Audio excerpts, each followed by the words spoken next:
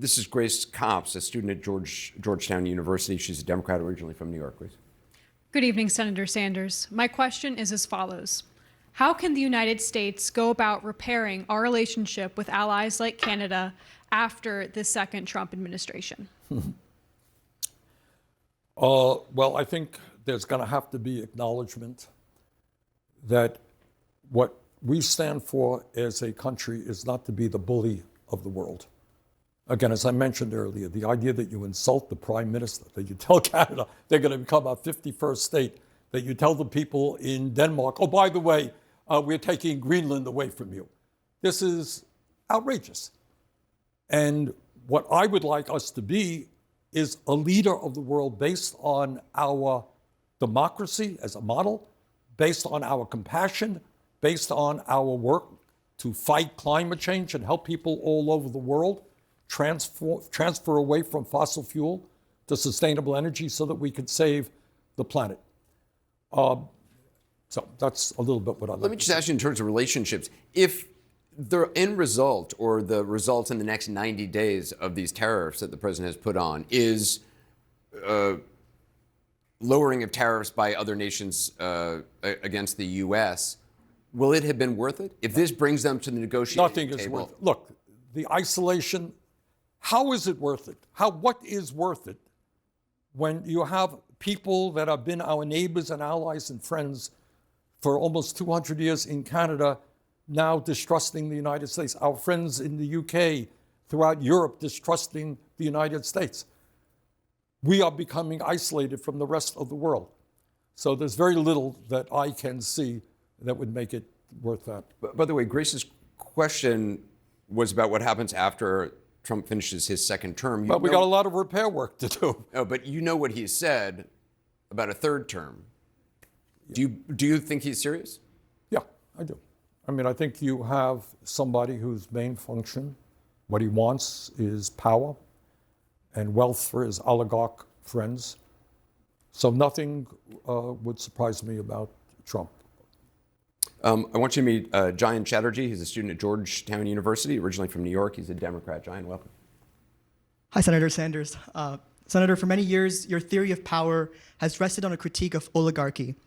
But in the past few years, around the world, the rise of populist right-wing leaders has seemed even more closely related to a loss of faith in institutions, loss of faith in the media, in public health authorities, in judiciaries, and of course, as you've mentioned, in democratic political bodies. Is a singular focus on oligarchy sufficient to address the skepticism in democratic institutions that has driven many Americans and people around the world to the far right? That's a great question. Thanks. Oh, look. See, American universities. There you go. Here's what I think. I don't think that Donald Trump was elected president because he went around the country telling folks that he was going to give massive tax breaks to billionaires and cut Medicaid, or that he was going to eviscerate the Social Security Administration or throw 83,000 workers off of the Veterans Administration, or that he was going to cut Medicaid.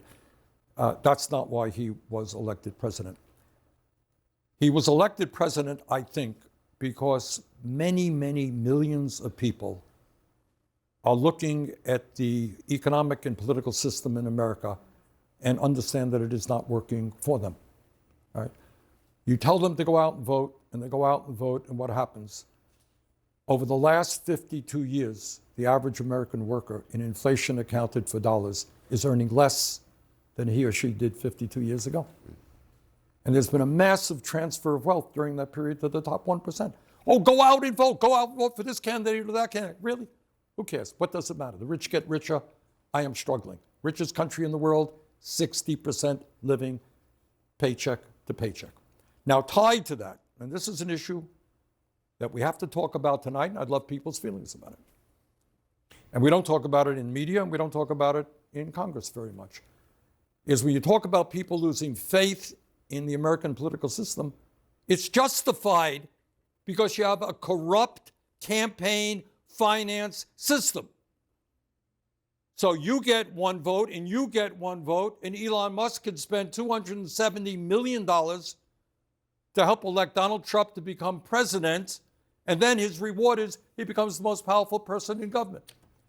And it's not just Republicans. You got Democratic billionaires heavily influencing what goes on in the Democratic Party. As I mentioned earlier, I feel very strongly that the United States government should not give another nickel to the Netanyahu extremist government that has killed 50,000 people in Gaza, wounded over 110,000 people. All right, that's my view. You may disagree with me.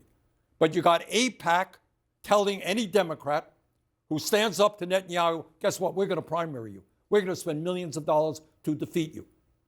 So does it sound like we're living in a democracy when Musk can intimidate any Republican? You stand up to me, we're going to primary you. We're going to defeat you. We got a corrupt campaign finance system influencing both political parties. So the average American says, yeah, I got one vote. And Musk can spend hundreds of millions of dollars. Is that a democracy? Why should I vote? And then Trump comes along and says, the whole system is broken. And I'm gonna annihilate the whole system. Well, the system is broken. Our healthcare system is broken. No question about it. Our childcare system is broken. Our housing system is broken. Our campaign finance system is broken. Both political parties are dominated by big money interests. So people have a right to be angry. But our answer is to improve the situation, to create a vibrant democracy, to get big money out of the political process is an enormously important thing.